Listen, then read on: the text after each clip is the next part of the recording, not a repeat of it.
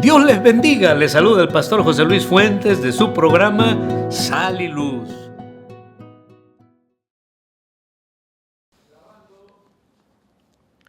Bienvenidos a su programa Sal y Luz. Dios me les bendiga una vez más. Estamos aquí para ver algo acerca de uno de los reyes de Israel. En Segunda de Reyes, capítulo número 15, la Biblia nos habla del reinado de Jotam. Y dice la Biblia en estos tres versículos del 32 al 34, son cortos más o menos, los voy a leer y mire lo que dice la Biblia. En el segundo año de Peca, hijo de Remalías, rey de Israel, comenzó a reinar Jotam, hijo de Usías, rey de Judá.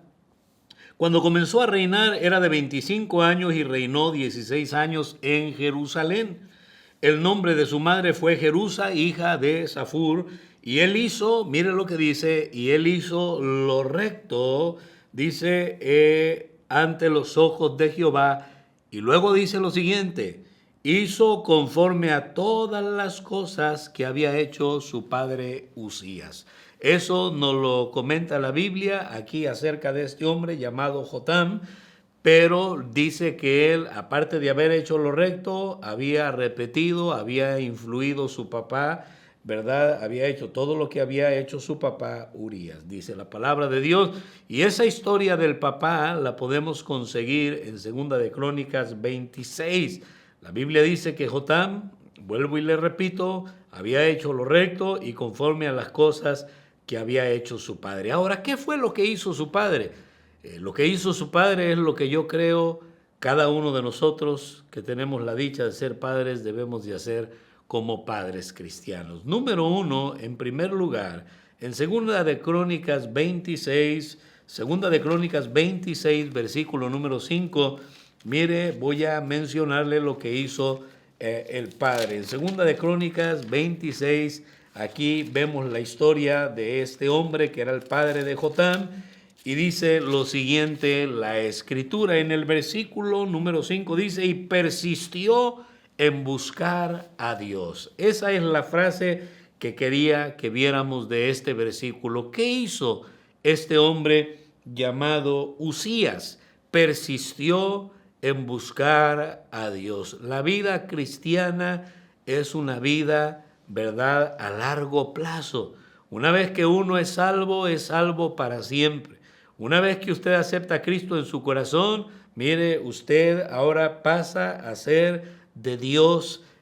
Todos somos creación de Dios, pero cuando usted acepta a Cristo pasa a ser hijo de Dios. La Biblia nos enseña que el cristiano debe de recordar eso, y el cristiano es cristiano las 24 horas del día, y ahí es donde algunos se confunden con el día de reposo, echándonos en cara a los cristianos de por qué nos reunimos los domingos y el cristiano no guarda el día de reposo. No, todo lo contrario. La Biblia explica en Romanos que Cristo no vino a invalidar la ley, sino todo lo contrario. Cristo es el cumplimiento de la ley. En Él se cumple la ley. La ley nos lleva a Cristo, porque la ley nos muestra nuestra condición de pecadores y nos muestra que fue imposible para los humanos ser igual a Dios, porque somos imperfectos, somos pecadores, y la ley es ese espejo que nos deja ver nuestra imperfección y es nuestro ayo que nos lleva a Cristo para que Cristo por la fe pueda justificar a todo aquel que cree en Él.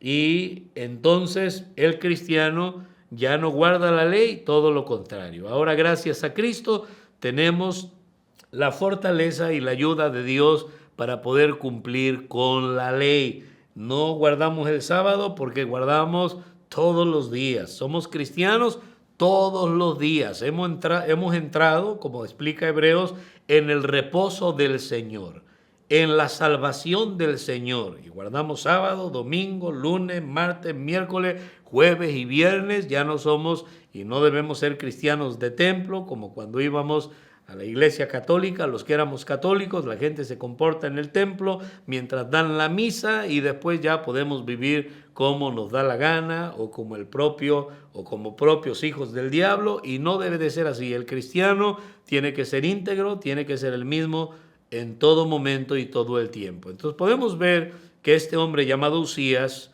que influyó para bien en su hijo hizo todo lo que hizo el padre. ¿Y qué hizo el padre? ¿Verdad? Vemos que persistió el papá en buscar a Dios. Si en algo debemos de persistir, no es en el pecado. Debemos de persistir en Dios. Persista en leer la Biblia, persista en orar, persista en compartir el Evangelio, persista en adorar a Dios, en ser generoso, en no dejar de congregarse. Son cosas en las que vale, sin lugar a dudas, vale la pena persistir. También en segundo lugar, en el versículo número 6, aquí en Segunda de Reyes vimos, y ahora nos fuimos a Segunda de Crónicas 26, dice la Escritura en el versículo 6, y salió y peleó contra los filisteos. Filistea se dice que representa a la carne, y aquí hay una aplicación que de alguna manera pues tiene enseñanza, porque así como este hombre, él literal peleó contra los filisteos, que representaban a un pueblo pagano, representaban a una nación que no era de Dios, y como se lo menciono, algunos estudiosos declaran a Filistea y la tipifican como la carne. Y algo en lo que debemos de aprender aquí entonces, cada padre, es que debemos nosotros de pararnos firme, de esforzarnos, sacrificarnos, abnegarnos para poder combatir contra nuestra carne, contra nuestros propios miembros, para tener dominio propio, para tener control, y como Pablo lo decía, para todos los días con Cristo estar juntamente crucificados. Vemos que este hombre luchó contra su carne para dar un buen ejemplo a sus hijos, tomó él la iniciativa. El hombre que hace eso, sin lugar a dudas, Dios lo va a ayudar. Vemos que en el versículo 7 dice la Biblia que Dios le ayudó contra los filisteos. Dios lo ayudó a él. El hombre que hace eso es un hombre verdaderamente poderoso. ¿Quién es un hombre poderoso o un hombre de verdad? Aquel que hace lo correcto. En el mundo, alguien que lo consideran más hombre que otros, pues es el que toma más licor, es el que se calla los golpes con el que sea, y es la manera en que el mundo, ¿verdad?, demuestra su valentía, su hombría, el que tiene más mujeres. Pero vaya que eso yo creo que muchos o cualquiera con más facilidad lo podríamos hacer. Pero contados los hombres, como dice la Biblia, hombre de verdad, ¿quién lo hallará? ¿Verdad? Y es aquel que teme a Jehová, aquel que se para firme por lo correcto, aquel que se abnega, que no se deja llevar por su concupiscencia, por los placeres del mundo, por los apetitos carnales, y que se para firme por el Señor. Este hombre, Uzías, dice la Escritura que él, ¿verdad?, estuvo bien determinado a buscar al Señor, persistió y persistió y persistió. Nos hace falta ser persistentes en cuanto a las cosas de Dios. Número 2, ¿qué hizo? Luchó contra Filistea, peleó contra su carne, y es algo con lo que debemos de luchar todos los días usted y yo. Mire, por ejemplo, en la mañana batallamos en la carne y con la carne, porque podríamos fijarnos un horario y tener una alarma para decir me voy a parar temprano, media hora antes de lo habitual, del tiempo que me lleva para arreglarme, para irme al trabajo, al estudio, qué sé yo, y poder cumplir con las responsabilidades. Voy a pararme media hora antes, sacrificar un poco de descanso y de sueño para caminar con Dios, para orar, para leer la Biblia. ¿Y cuántas veces no lo hemos hecho? De pronto suena la alarma y la volvemos a apagar, o cuántos testimonios no hemos oído acerca de esta lucha, o simplemente ni escuchamos la alarma o seguimos dando vueltas ahí en la cama y le damos cabida a la carne, y la carne nos va a dar lucha, nos va a dar batalla. Es algo que requiere ser crucificada nuestra carne. Crucifique su carne con Cristo, que more ahora la llenura del Espíritu Santo de Dios en usted. Deje que Cristo, ¿verdad?, gobierne y controle su vida, y eso es algo que va a ser de impacto en la vida de su familia, en la vida de sus hijos, como lo fue la vida de Uzías, en la vida de su hijo Jotam, que hizo conforme a todas las cosas que había hecho su papá. Las cosas buenas, persistió en Dios, peleó contra los filisteos, pero también mire lo que dice la Escritura. En el versículo 9, este hombre, dice la Biblia, que edificó también torres en Jerusalén junto a una puerta del ángulo y junto a la puerta del valle y junto a las esquinas. Era algo literal, pero aun cuando era algo literal, sin espiritualizar la Biblia, ¿verdad? Podemos sacar buenas verdades. ¿Para qué eran las torres? Las torres eran para que se subieran los atalayas, los vigilantes que iban a estar pendientes, ¿verdad?, de quién se acercaba a la ciudad. Estaban vigilando quién entraba, quién salía y cuál era la intención de aquellos que se acercaban. Había diferencia en los toquidos de las trompetas que tenían los atalayas para avisarle al pueblo, a la nación, si algún peligro se avecinaba o cualquier cosa que estaba sucediendo. Entonces, este hombre hizo estas torres ahí en el cerco de la ciudad para proteger como rey a sus habitantes. De la misma manera, todo buen padre, un buen padre debe de ser un vigilante sobre su familia con el fin de protegerlos. El padre es el protector en cada uno de nuestros hogares. Yo vengo de un hogar disfuncional. Ciertamente papá fue alcohólico. Me hubiera gustado que mi papá o mis padres hubieran sido cristianos, pero Dios no lo permitió así. ¿Sabe? Yo no puedo cambiar mi pasado, pero puedo corregir el presente y cambiar mi futuro. Y todo lo que mis padres o mi papá no me dio, como darme amor, disciplina, un ejemplo bíblico, yo me he dispuesto como este rey, ¿verdad? Que este rey, dice la Biblia, y la palabra que usa es persistió. Yo me he dispuesto a persistir en el Señor, agarrarme de Él para darle a mis hijos lo que mi padre no me dio a mí. Entonces, qué bendición cuando podemos nosotros ser esos protectores para que no se infiltre el pecado o el mundo o el enemigo, una mala amistad, una mala influencia. El padre debe ser un vigilante en el hogar que levanta y pone estándares altos de santidad en el hogar para proteger su familia. La responsabilidad de la protección en el hogar es de nosotros los padres. Podemos ver entonces que este rey, mire, ¿qué hizo este rey? Y la Biblia lo describe, persistió en buscar a Dios. Después peleó contra Filistea. Luego hizo, ¿verdad?, ahí en las ciudades, en los muros, hizo estas torres. ¿Para qué? Para poder vigilar y proteger su ciudad. Pero también este hombre preparó gente con un ingenio, y es algo que debemos de tener los padres. Un buen padre es aquel que prepara a sus hijos para el futuro y el éxito en la vida. Y a propósito, la mejor herencia que un padre cristiano le puede dejar a sus hijos es la fe.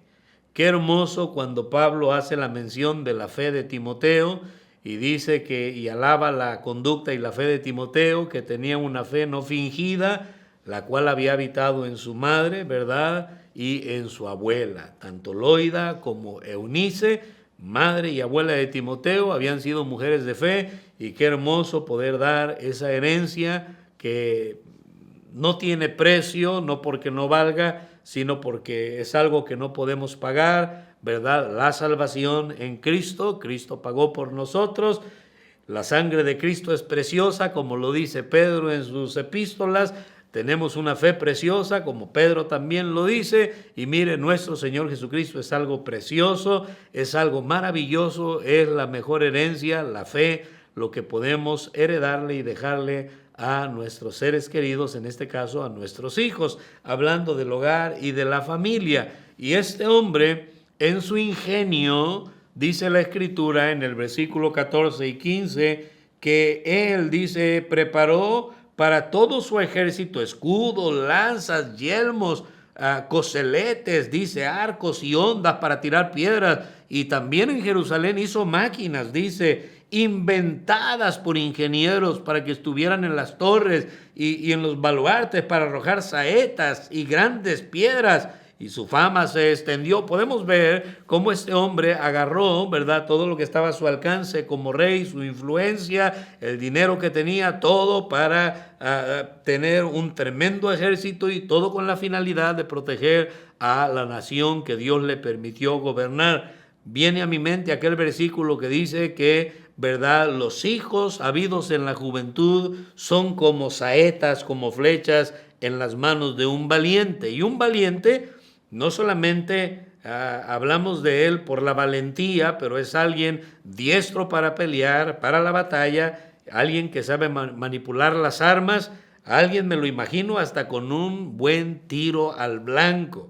Y da a entender la Biblia que así como el valiente, diestro en la flecha, para donde apunta, para allá lanza la bala, de la misma manera los padres, ¿verdad?, podemos influir y direccionar a nuestros hijos a buenas cosas, a cosas que glorifiquen a Dios y que serán de tremenda bendición para sus vidas. Qué tremendo padre ejemplar este hombre, este rey llamado Usías, que influyó a tal grado en su hijo que su hijo imitó e hizo lo recto e hizo todo lo que había hecho su padre. Y por último, ¿verdad?, la Biblia dice aquí en el versículo 16, dice: mas cuando ya era fuerte, su corazón se enalteció para su ruina, porque se rebeló contra Jehová su Dios. Aquí en esta parte de la historia no hizo lo correcto este hombre Usías.